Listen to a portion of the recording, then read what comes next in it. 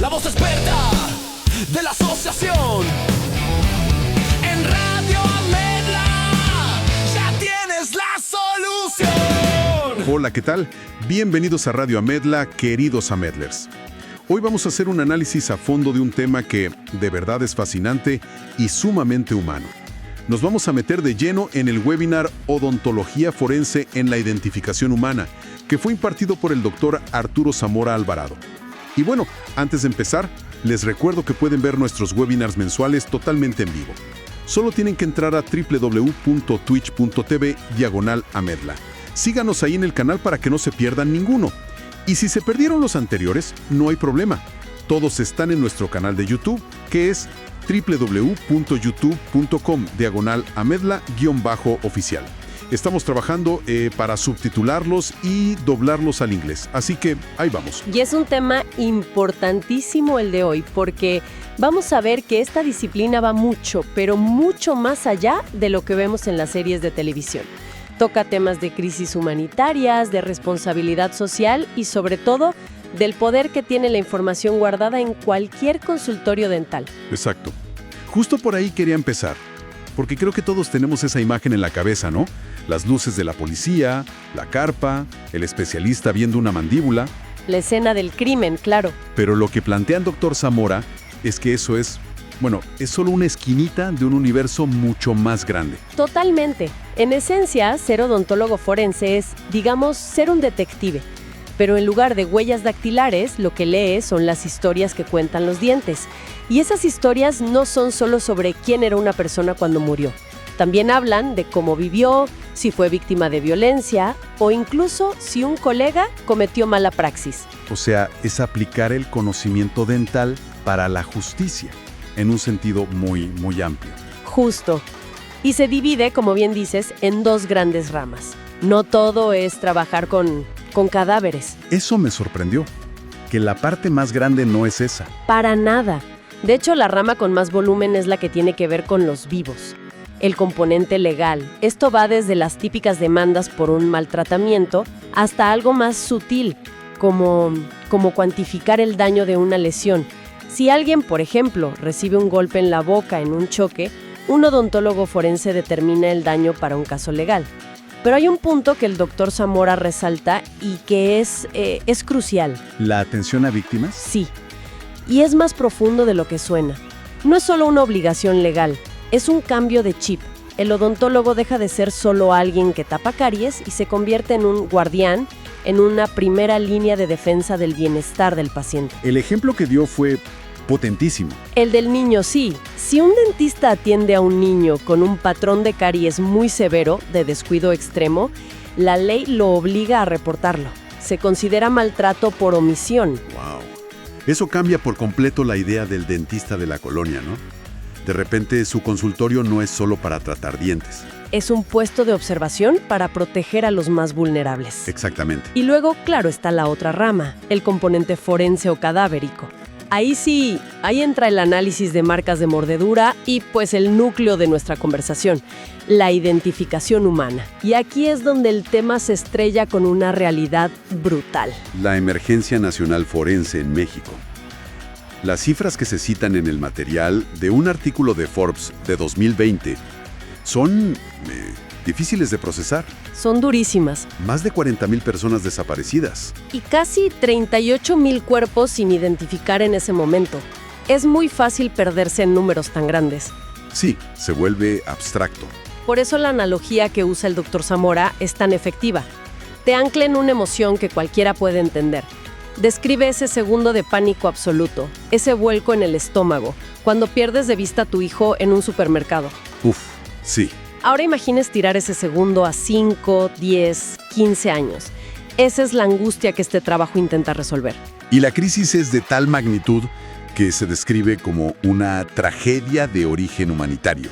Para que nos demos una idea de la escala, tuvo que intervenir la Cruz Roja Internacional, el mismo organismo que ves en zonas de guerra o en tsunamis. O sea, no es un problema local. Que ellos estén en México por este tema te dice todo sobre la gravedad del asunto. De aquí es donde todo se conecta. Y esta fue para mí la mayor revelación del webinar. Uno pensaría que la solución a algo tan grande está en laboratorios del gobierno, con alta tecnología, pero el doctor Zamora apunta a otro lado. Es la gran paradoja de esta crisis. Él lo dijo clarísimo. Puedo hacer los mejores análisis forenses de un cadáver, pero si no tengo con qué confrontar esa información, no tengo nada. Es una frase brutal. Porque te dice que tenemos la ciencia de un lado, pero del otro, la pieza clave, la que puede resolver el 90% de los casos, no está en un laboratorio. Está quizá en un archivero polvoriento en el consultorio de un dentista que ni siquiera sabe que tiene en sus manos la clave para devolverle un nombre a una persona. La falta de expedientes clínicos completos, radiografías, modelos de estudio, notas. Esa es la barrera gigante. Es el talón de Aquiles de todo el sistema. Sin esa información ante mortem para comparar, el trabajo post-mortem es un ejercicio académico brillante, pero inútil para darle una respuesta a una familia. exacto. Entiendo las limitaciones de otros métodos, pero ¿qué hace a los dientes tan especiales en este contexto? Aparte de que son duros, ¿cuál es su superpoder forense? Es una gran pregunta. Y es que superan las debilidades de las otras grandes líneas de identificación. Empecemos por la visual. Suena fácil, ¿no? Pero puede ser increíblemente cruel. Cruel. ¿En qué sentido? Imagínate. La familia llega esperando encontrar un cierre y se enfrenta a un cuerpo que ya está en descomposición. La imagen que ven no solo no se parece a su ser querido, sino que puede implantarles un nuevo recuerdo traumático. El doctor Zamora lo describe como añadir una capa de dolor completamente nueva. Claro, en lugar de aliviar, puede empeorar todo. No lo había pensado así. Luego tienes las huellas dactilares. Son fantásticas, sí, pero las bases de datos son limitadas. Y lo más importante, la piel de los dedos es de lo primero que se destruye. Se pierde la evidencia. Se pierde. Y finalmente, el ADN. Se le considera el estándar de oro. Y lo es. Pero tiene dos grandes peros. A ver. 1. Es carísimo. Y 2, y esto es fundamental, no funciona en el vacío. Siempre necesitas una muestra de referencia de un familiar para poder comparar. Si no tienes con quién comparar, no sirve. No sirve de nada. Y frente a todo eso, pues, están los dientes. Y sus superpoderes. Son varios. Primero, la durabilidad. Son la estructura más resistente del cuerpo. Soportan temperaturas de hasta 1200 grados centígrados. Sobreviven a incendios que lo consumen todo. Increíble.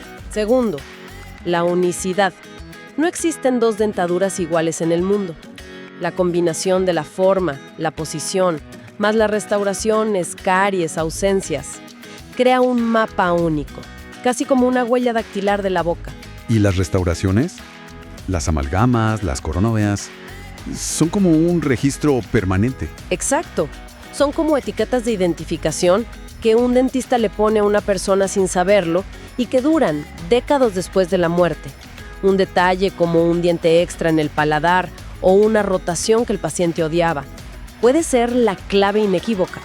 Lo que nos lleva directo a la mayor contribución del doctor Zamora, que nace de un problema muy específico: estimar la edad en adultos.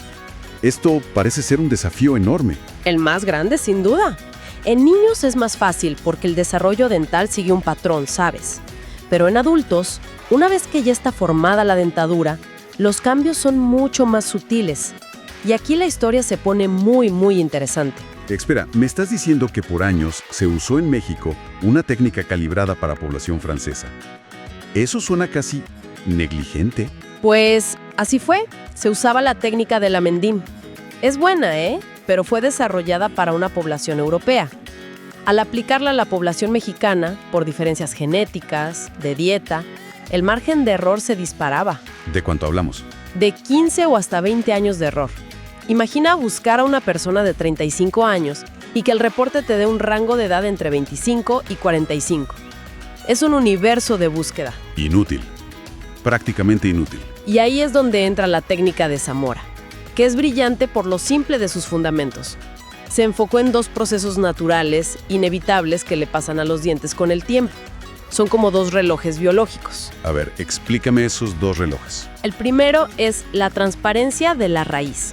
Imagina que la raíz de un diente joven es opaca, porosa. Con el tiempo, los minerales van tapando sus túbulos microscópicos. Es como si se fuera petrificando, volviéndose translúcida como un cristal, desde la punta hacia arriba. Mides la altura de esa transparencia y ya tienes una medida del tiempo. ¡Qué buena analogía! ¿Y el segundo reloj? La periodontosis. Suena complicado, pero es algo que todos conocemos. La recesión de las encías. Con la edad, la encía se retrae de forma natural, exponiendo más parte de la raíz. Mides cuánto se ha retraído y tienes tu segunda medida.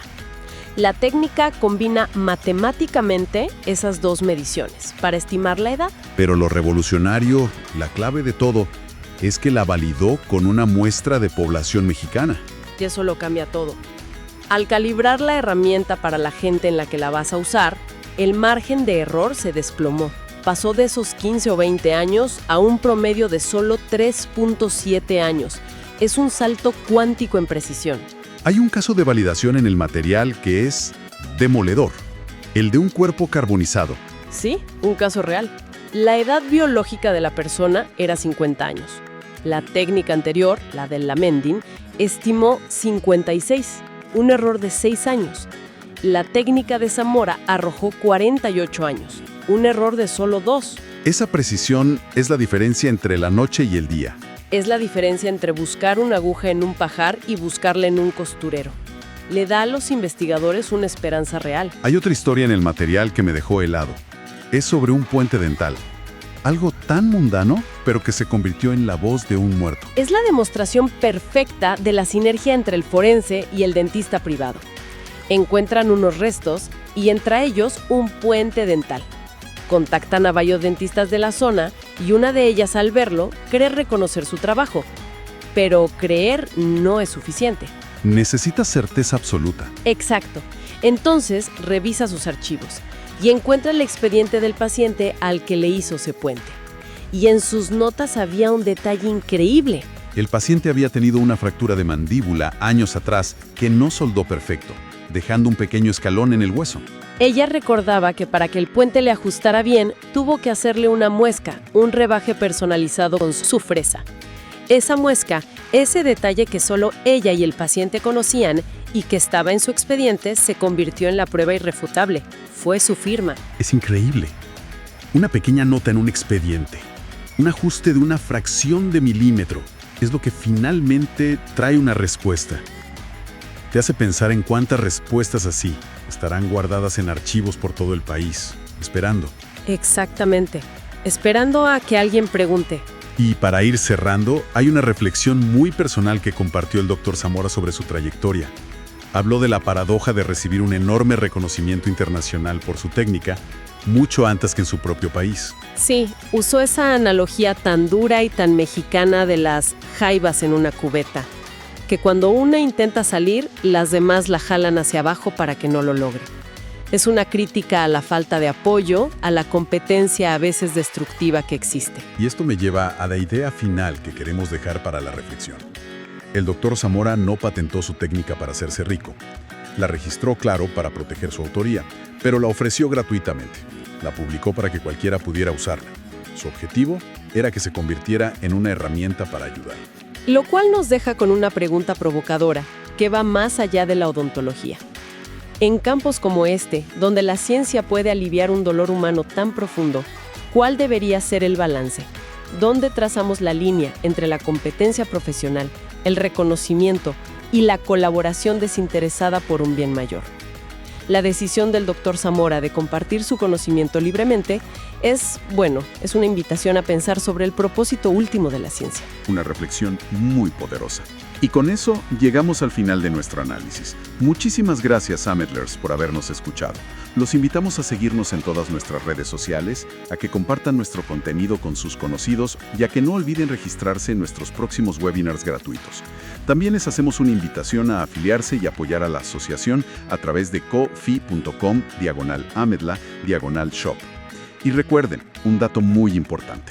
Las constancias con valor curricular que AMEDLA emite están avaladas con valor oficial de la SEP, la Secretaría de Educación Pública en México, lo que garantiza la calidad de su formación.